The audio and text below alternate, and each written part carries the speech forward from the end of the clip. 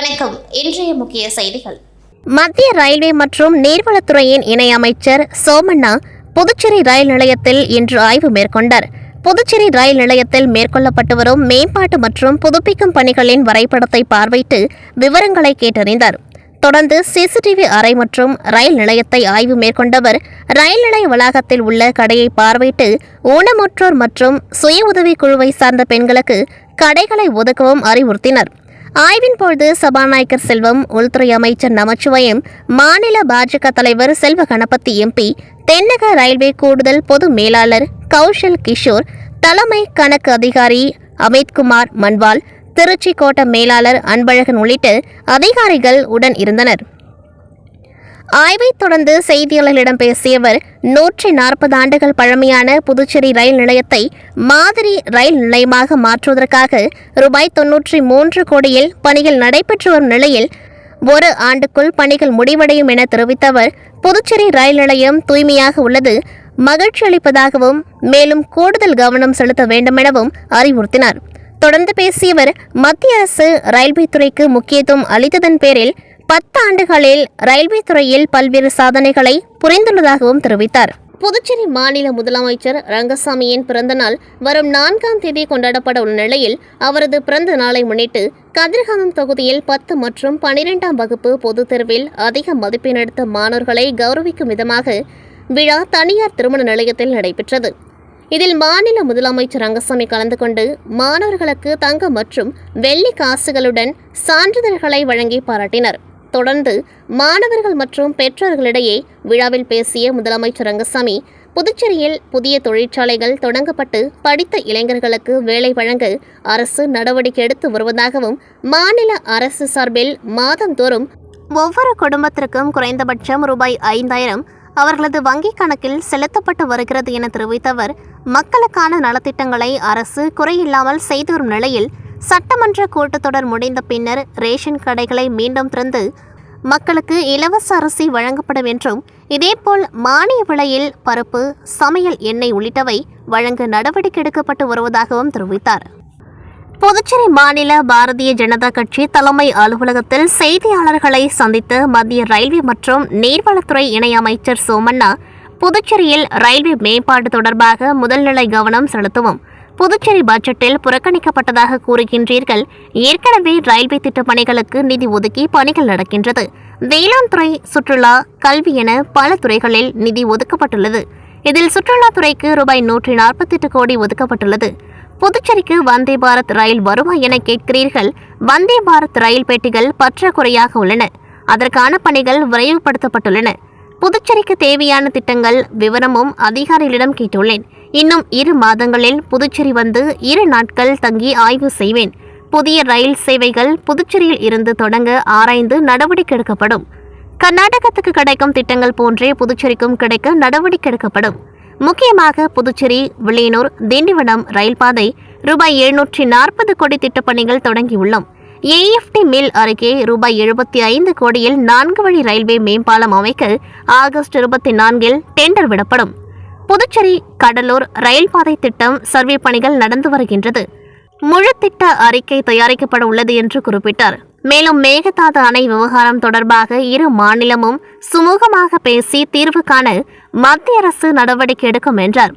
செய்தியாளர் சந்திப்பின் பொழுது அமைச்சர் நமச்சிவாயம், பாஜக மாநில தலைவர் செல்வ கணபதி, மேலிட பொறுப்பாளர் நிர்மல்குமார் சுரானா ஆகியோர் உடன் இருந்தனர்.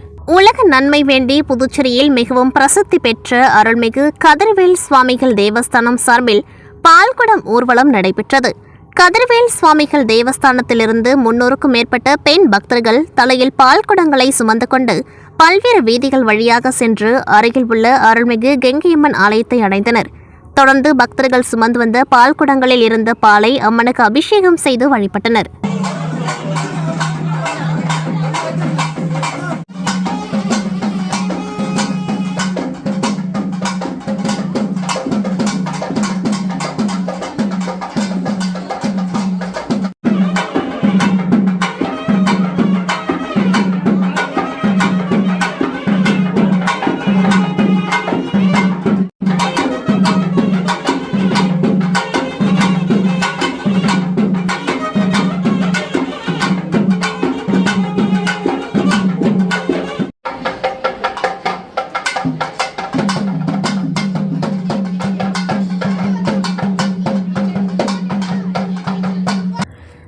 சாரோன் சொசைட்டி ஆஃப் புதுச்சேரி தேசிய வில்லியனூர் கஸ்தூரிபா அரசு மணப்பெண்கள் நலத்திட்டம், புதுச்சேரி அரசு கல்லூரி மற்றும் புதுச்சேரி அரசு தேசிய மனநலத்துறை இணைந்து போதைப்பொருள் பயன்பாட்டிற்கு எதிரான பேரணி நடைபெற்றது. வில்லியனூர் திருக்காமேஸ்வரர் கோவிலில் இருந்து கஸ்தூரிபா கல்லூரி வரை இந்த பேரணி நடைபெற்றது. இதனை துணை மாவட்ட ஆட்சியர் சோமசேகர் அப்பாராவ் கொட்டாரு கொடியசைத்து துவக்கி வைத்தார். வில்லியனூர் காவல் நிலைய inspector Arumugam, sub inspector Saranya ஆகியோர் முன்னிலை வகித்தனர். கல்லூரி முதல்வர் செரில் ஆன்ஜே சிவன், இந்திரா காந்தி அரசு மருத்துவக் கல்லூரியின் மனநல மருத்துவத்துறை மருத்துவர் அரவிந்தன், புதுச்சேரி தேசிய மனநலத்திட்ட மருத்துவர் ராஜா ஆகியோர் தலைமை தாங்கினர். Rotary club of Pondicherry French city நிர்வாகிகள், மண்ணுக்கும் மக்களுக்கும் நிறுவனர் மகேந்திர வேலன், இணைந்த கரங்கள் கோபாலகிருஷ்ணன், வரலட்சுமி உள்ளிட்டோர் பலர் கலந்து கொண்டார்கள். இந்நிகழ்ச்சிக்கான அனைத்து ஏற்பாடுகளையும் கல்லூரி சாரோன் சொசைட்டி ஆஃப் பேராசிரியர்கள் அமுதன் மற்றும் மேரி ஜூடி, பாண்டிச்சேரி நிறுவனர் மற்றும் செயலர் மோகன், சாரோன் சொசைட்டி தன்னார்வ தொண்டர்கள் ராஜ்குமார், சவரிநாதன், பக்தவச்சலம் ஆகியோர் செய்திருந்தனர். முடிவில் சுகுணா, சீதா நன்றி கூறினர். புதுச்சேரி மாநிலம் வில்லியனூர் தொகுதிக்குட்பட்ட கோட்டைமேடு நெடுஞ்சாலை பகுதி அருகே புதுச்சேரி மாநில ஆட்டோ மற்றும் குட்டி யானை தொழிலாளர் முன்னேற்ற சங்கத்தின் சார்பில் புதிய பெயர் பலகை திறப்பு விழாவிற்கான ஏற்பாடுகள் செய்யப்பட்டு, அதற்கான திறப்பு விழாவில் புதுச்சேரி திராவிட முன்னேற்றக் கழக மாநில அமைப்பாளரும் சட்டப்பேரவை எதிர்க்கட்சித் தலைவரும் வில்லியனூர் தொகுதியின் சட்டமன்ற உறுப்பினருமான சிவா கலந்து கொண்டு புதிய பெயர் பலகையை திறந்து வைத்து சிறப்பித்தார்.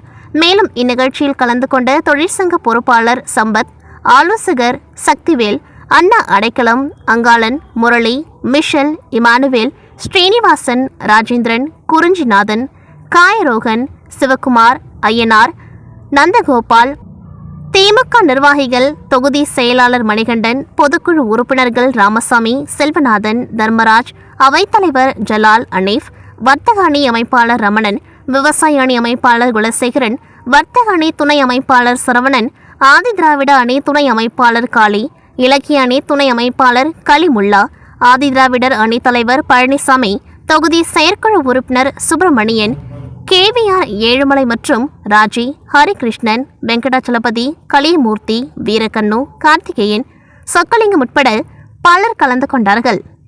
புதுச்சேரியில் பள்ளி மற்றும் கல்லூரி மாணவர்கள் போதைப் பொருளுக்கு அடிமையாகி வருகின்றனர். மேலும் காவல்துறை சார்பில் பல்வேறு விழிப்புணர்வும் ஏற்படுத்தி வருகின்றனர். இந்நிலையில் புதுச்சேரி காவல்துறை மற்றும் தனியார் அமைப்பு ஆகியவை இணைந்து போதைப்பொருள் பயன்பாட்டிற்கு எதிரான ஓட்டப்பந்தயம் நடத்தப்பட்டது. முன்னதாக காந்தி சிலை அருகே போதைப் பொருட்களுக்கு எதிராக உறுதிமொழி ஏற்றுக்கொண்டதை தொடர்ந்து ஓட்டப்பந்தயம் தொடங்கியது.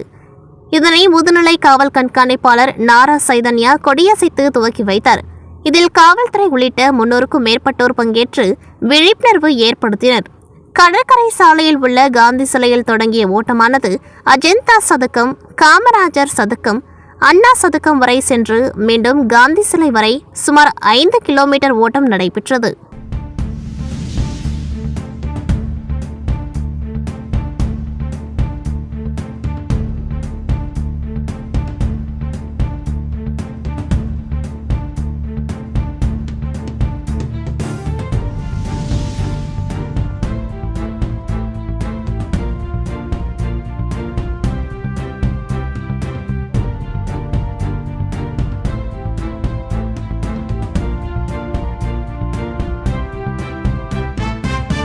ஸ்ரீராம் நகர் மக்கள் விழிப்புணர்வு நலச்சங்கத்தின் ஜூலை மாத 4வது சங்க நிர்வாகிகள் கூட்டம் இந்திரா காந்தி சாலையில் உள்ள சங்க அலுவலக கட்டடத்தில் நடத்தப்பட்டது.